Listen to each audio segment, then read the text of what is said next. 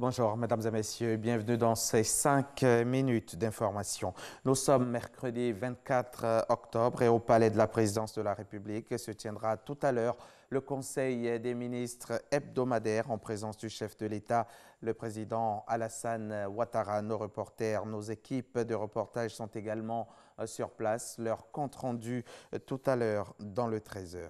Les électeurs, les candidats et listes de candidats à l'élection des conseillers régionaux et municipaux du 13 octobre dernier disposaient d'un délai de 5 jours francs à compter de la date de proclamation des résultats pour contester la validité des opérations électorales de leurs circonscriptions respectives. Ainsi, le délai de contestation expire ce mercredi même, 24 octobre 2018.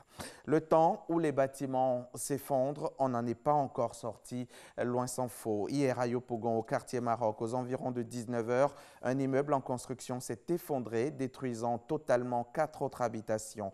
Mais heureusement, aucune perte en vie humaine n'est à déplorer. Selon les populations riveraines, encore sous le choc, les travaux de cet immeuble de type R+3 avaient débuté il y a environ 3 mois. Notre reporter Walter Amadou Ouattara était hier soir sur les lieux. Le compte rendu ce soir, tout à l'heure, à 13 h.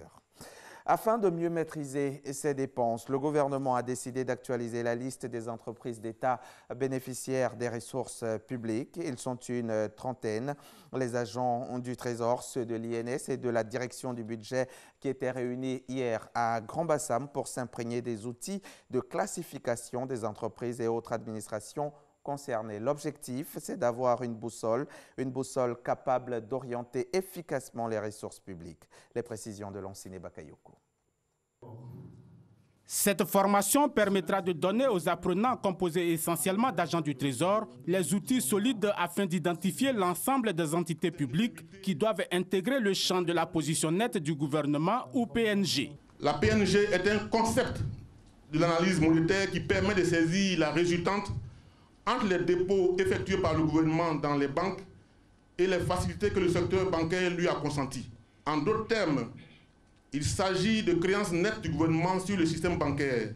En ligne de mire, les établissements publics à caractère industriel et commercial et EPIC, les sociétés d'État ainsi que les sociétés d'économie mixte. Il est donc question de sectoriser et d'actualiser la liste des entités concernées en s'appuyant sur ce nouveau critère afin de permettre à l'État de disposer d'une liste à la fois fiable et exhaustive.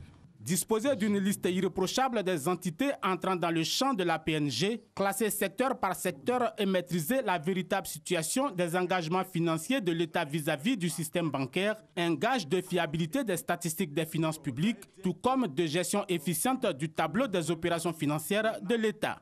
Un certain nombre d'établissements ne seront pas pris en compte dans le champ du tableau des opérations financières de l'État. Cela ne signifie pas qu'ils ne seront plus financés par l'État. Mais le financement de l'État qui est fait à ces structures-là est considéré comme un financement qui ne peut pas obérer les capacités de financement futures de l'État.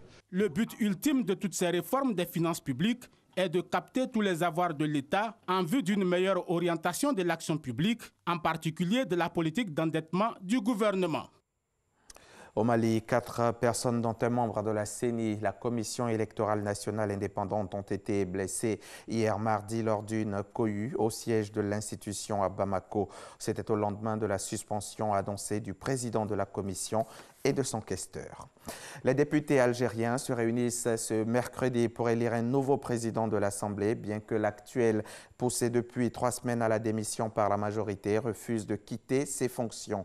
Saïd Bouhadja fait face depuis septembre à des accusations de mauvaise gestion, de dépenses exagérées et illicites et d'un recrutement douteux, entre autres. Des allégations formulées par 5 partis de la majorité qui demandent donc son départ.